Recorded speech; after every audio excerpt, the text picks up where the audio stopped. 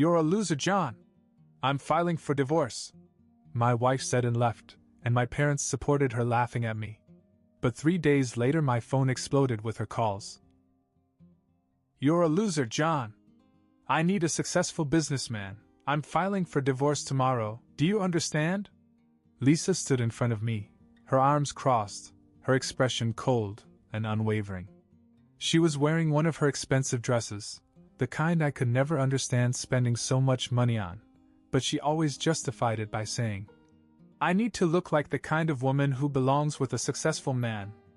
I guess I wasn't that man. I didn't say anything. I just stood there and let her words sink in. We'd been married for 2 years, living in my parents' house because my pediatrician's salary wasn't enough to afford a place of our own while covering all of Lisa's expenses. I always thought she understood that she was ready to build a life with me. But clearly, she had been waiting for an out. She grabbed her designer purse and turned toward the door. I can't do this anymore, John. I can't live like this, waiting for you to magically become someone important. I've found a real man, someone who can actually give me the life I deserve. I knew she was cheating on me. It wasn't even a secret, she barely hid it. Late nights, secret phone calls, dressing up for meetings with friends that I was never invited to. I could have confronted her, but I was afraid. Afraid that if I pushed her too hard, she'd leave. As it turned out, she left anyway. The next day we went to sign the divorce papers. Lisa was radiant, practically glowing. I was just numb. She didn't even look back as she walked out of the office. But what really broke me wasn't Lisa leaving. It was my parents. At dinner that night, my dad took a sip of his beer and said, You should have worked harder, John. If you were making some real money, she wouldn't have left. My mother nodded in agreement. Lisa had high standards. You should have fought for her. A woman like that doesn't come along very often. Fought for what? For a woman who openly disrespected me? For someone who made me feel like I wasn't enough every single day? I wanted to yell at her, but instead I just stared at my plate, picked at my food, and let her words bounce off me like I was made of stone. The days following the divorce were a blur. I went to work, came home, and listened to my parents tell me over and over again that I was a disappointment. That if I had been smarter, richer, more ambitious, Lisa would still be here. Then, on a whim, I bought a lottery ticket. I didn't even think about it. I was at the gas station, exhausted from another long shift, and I just grabbed one at the counter. Maybe it was desperation. Maybe it was just a fleeting hope that something would go right for once. The next morning, I looked at the numbers, and my heart almost stopped. I had won $1 million. Just like that. I sat there staring at my phone screen, reading the numbers over and over again, my brain refusing to process what I was seeing. My hands were shaking. $1 million. This couldn't be real. I checked the numbers again. And again. I even Googled how many people falsely believe they've won the lottery every year, thinking maybe I was one of them. But every time I checked, the numbers matched. I had indeed won. For the first time in years I laughed. Not a bitter or forced laugh, an actual, uncontrollable burst of laughter. The kind that comes from pure disbelief. The first person I called was my sister, Emily. She lived in another city, had a husband and 2 children, and was one of the few people in my life who actually cared about me. Emily, I said as soon as she picked up the phone. You're not going to believe this. Are you okay? You sound weird. I just won the lottery. $1 million.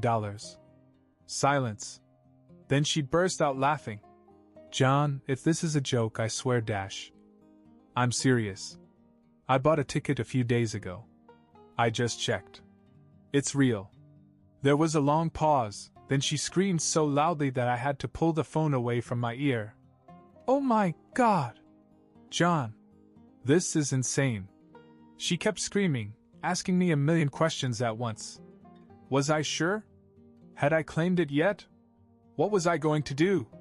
But then her tone changed. Please tell me you won't give any of it to Lisa. I smiled. She's gone, Em. We divorced 3 days ago.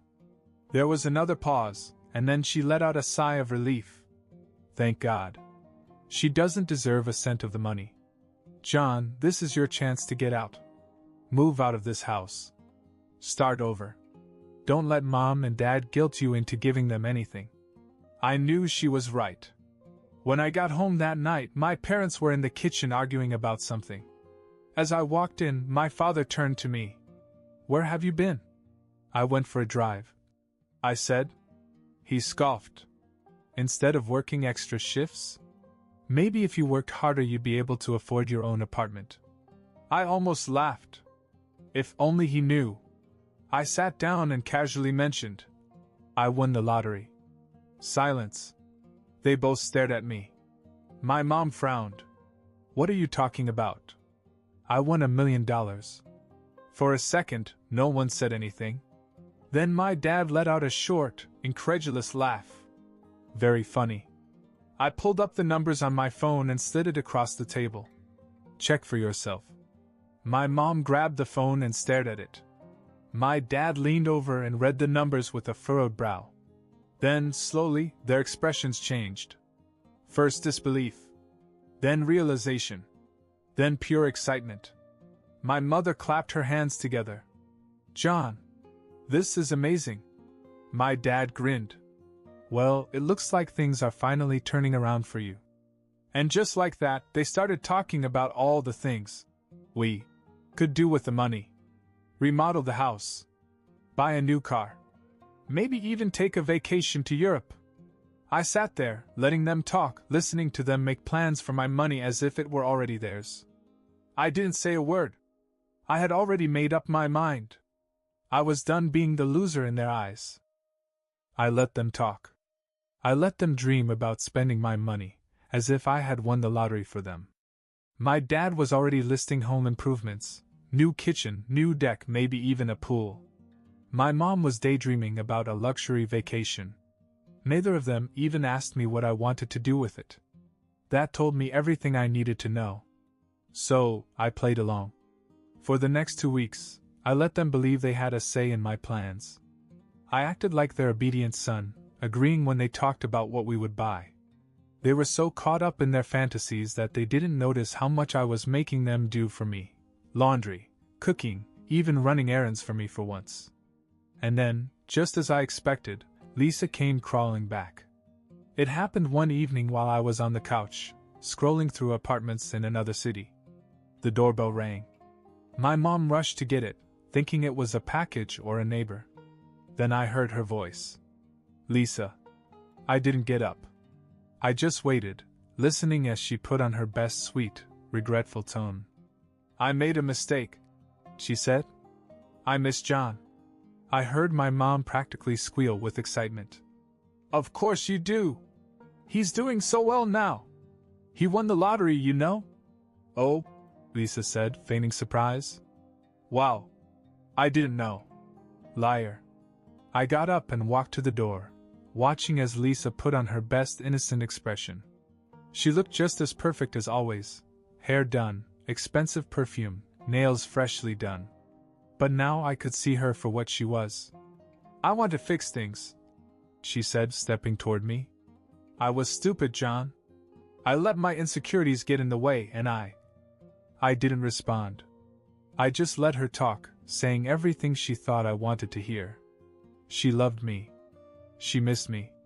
She realized now that I was the one. I let her stay that night. I didn't argue. Didn't tell her to leave. She got comfortable, acting like nothing had happened, like she had never walked out on me. My parents, of course, encouraged it. A beautiful woman like Lisa belongs with you, my mom said. It's good that she's back. I just nodded.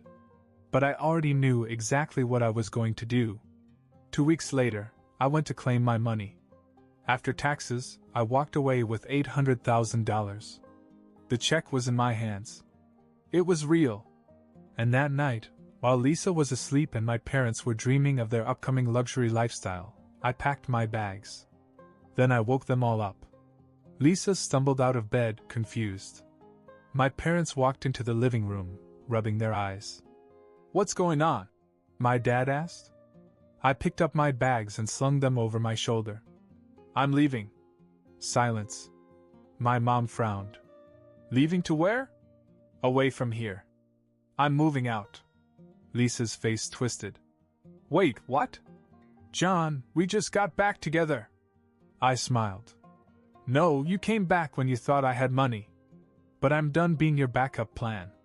She opened her mouth to argue, but I turned to my parents before she could speak. And you too. I spent years being told I wasn't good enough. That I needed to work harder. That Lisa was some kind of prize I had to fight for. But the second I got money, suddenly I was worth something to you. I shook my head. I'm not your loser son anymore. I'm done. They all started talking at once, Lisa begging, my mom near tears, my dad angry. I didn't listen. I walked out. I drove straight to my sister's place. When she opened the door, I just said, "It's done." She hugged me, grinning. "I'm so proud of you." That night, for the first time in years, I slept peacefully. The next morning, I woke up in my sister's guest room, feeling lighter than I had in years. No nagging parents, no fake apologies from Lisa, no weight of expectations crushing me. Just me, my packed bags, and a future that finally felt like mine. Emily and her husband, Mark, were already in the kitchen when I walked in. Their 2 kids were running around, laughing about something on TV. It felt warm, real. Something I hadn't felt in a long time. Emily smiled when she saw me. "So, what's next?" "I'm moving," I said. "I don't know exactly where yet, but I want a fresh start. Somewhere far away from all that toxicity." Mark nodded. "That's the best thing you can do. You've got a rare second chance here. Use it wisely." I looked at both of them, the only 2 people who had actually supported me through all this. While everyone else either abandoned me or used me, they had stayed in my corner, no questions asked. I reached into my backpack, pulled out an envelope, and slid it across the table. Emily frowned. "What's this?" $50,000, I said. "For you guys." Her eyes widened. "John, no. We don't. I want to." I cut her off. "You were the only ones who actually believed in me. Who told me to walk away from Lisa, who told me to move on. You never asked me for anything, which is exactly why I want to give this to you. Spend it however you want, something for the kids, a vacation, I don't care. Just take it." Emily teared up, but before she could say anything, Mark stood up and pulled me into a tight hug. "Thank you, man," he said. "You didn't have to do this. I wanted to." Emily wiped her eyes and laughed. "You're gonna make me cry first thing in the morning, you idiot." We spent the next 2 days just hanging out. No pressure, no expectations. Just family. We played board games with the kids, watched movies, and talked about everything that had happened. It was the first time in a long time I felt genuinely happy. But I knew I couldn't stay forever. On the 3rd day, I packed up my bags again and loaded them into my car. Emily hugged me. "Promise you'll keep in touch?"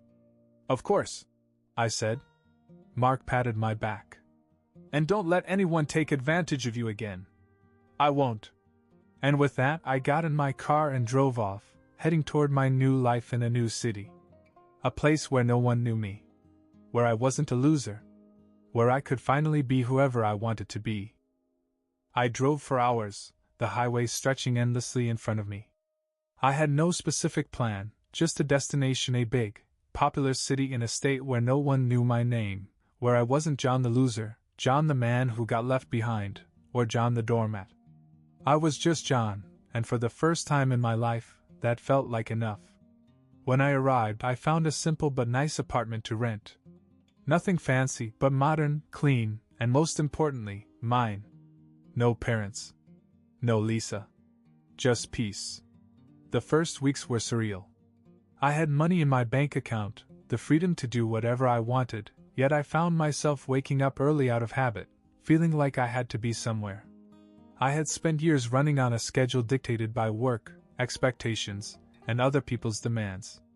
Now, it was up to me. I decided to take a chance. Instead of going back to being a doctor, I started looking into the commodities business, importing and selling goods. It was something I had always been curious about, and now I actually had the capital to try it.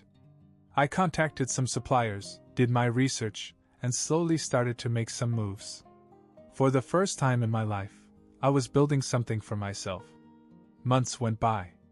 My business was picking up and I was finally starting to feel like I had escaped my past. My parents never called, probably too ashamed or bitter that I had left. Lisa, surprisingly, also remained silent. It was as if I had erased that whole part of my life. And then, because life can never be too peaceful, I got a phone call that turned everything upside down. It was Lisa. At first I thought it was a mistake. I hadn't spoken to her in months, and I had no intention of ever doing so again. But when I saw her name flashing on my screen, I felt a sick sense of curiosity. I picked up the phone. "John," she breathed, as if we had just spoken yesterday. I said nothing. She hesitated, then finally said, "I'm pregnant." I almost laughed. Of course she was. "You're joking," I said flatly.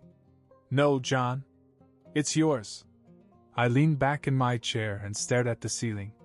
"Lisa, we were together for 2 weeks before I left. And we both know you weren't exactly faithful before that." She let out a dramatic sigh. "Look, I know I made mistakes, but this isn't about that. This is about our baby." There it was. Our baby. I exhaled and ran a hand over my face. "And you expect me to believe that? Why?" "I'm serious, John. I wouldn't lie about something like this. If you don't believe me, take a paternity test." That was the only part that made me pause. If she was lying, she wouldn't offer it. I hated that tiny bit of doubt creeping into my mind. "I'll take the test," I finally said. "But don't think for a second that this means anything. If it's not mine, never contact me again. If it is mine, we'll talk." She agreed. 2 days later, I booked a flight back to my old town, determined to take the test and settle this once and for all. But something in my gut told me that this situation was about to get even messier than I could have imagined. The flight back to my old city felt strange. It had only been a few months since I left, but it already felt like another lifetime. The moment I landed, everything from my past came flooding back: memories of my parents' constant criticism, Lisa's betrayal, the suffocating feeling of being stuck. But I wasn't the same John anymore. Lisa had given me the address of the clinic where she had arranged for the paternity test. I didn't bother to visit my parents. There was nothing left to tell them. When I arrived, Lisa was already in the waiting room. She looked different, not in a bad way, just worn. I couldn't tell if it was the pregnancy or something else, but she didn't have that polished, untouchable look anymore. She gave me a little smile, like we were old friends meeting for coffee. "Hey." I ignored the pleasantries. "Let's just get this done." She sighed, but didn't argue. We went through the process: cheek swabs, paperwork, the usual. The nurse told us the results would be back the next day. Lisa turned to me as we were leaving. "We should talk." I shook my head. "We'll talk after I see the results." I booked a hotel for the night, not wanting to deal with anything else. Lisa texted me once, asking if I wanted to get together, just to catch up. I ignored her. I returned to the clinic the next afternoon. Lisa was already there, tapping her nails on the desk impatiently. When she saw me, she straightened up as if she had been waiting for this moment.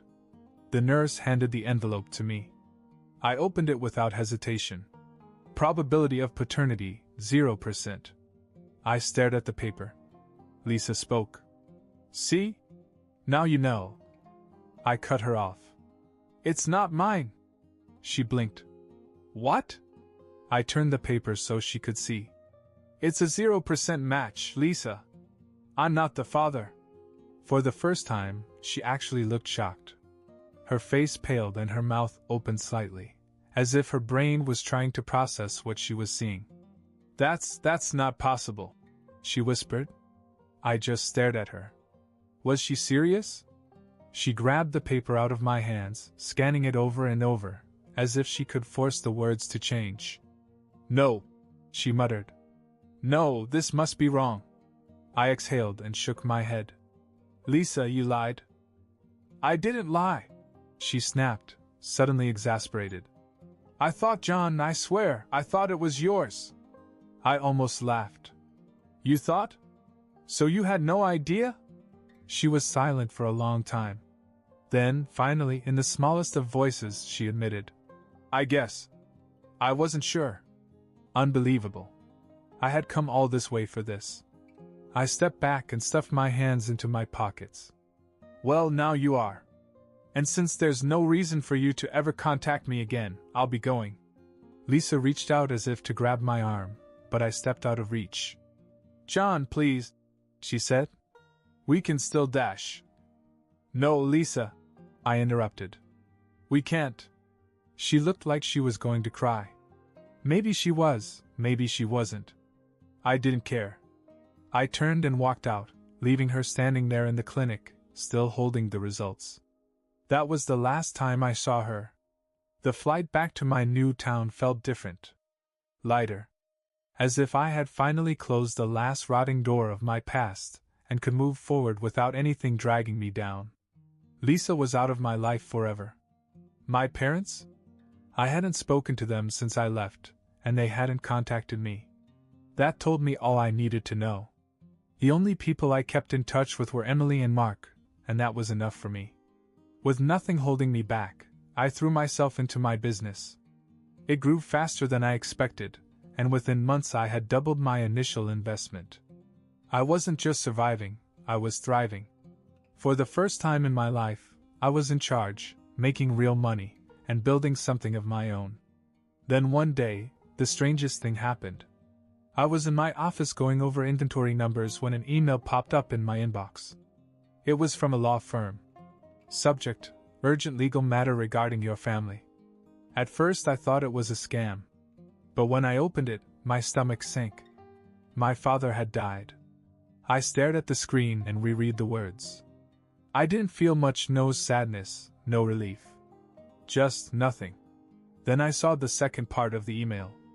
Apparently my father had done something unexpected before he died. He had cut my mother out of his will. And he had left everything to me. I almost laughed at the irony. The man who had spent his whole life calling me a loser, acting like I was worthless, had finally given me everything. There was only one problem. I didn't want it. The house, the money, none of it mattered to me. That life was over. So I did something that would have made my father furious. I gave away every last cent of it. The house? Sold, with the money going to charity. The remaining assets? Given away. I kept nothing. My mother, of course, was furious. She tried to contact me, calling from different numbers, even having relatives send me messages demanding that I give her what was rightfully hers. I ignored each one. I had moved on. The only person I called was Emily.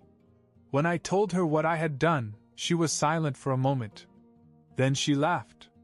"That's the biggest middle finger you could have given them." Felt appropriate, I admitted. She sighed. "I'm proud of you, John."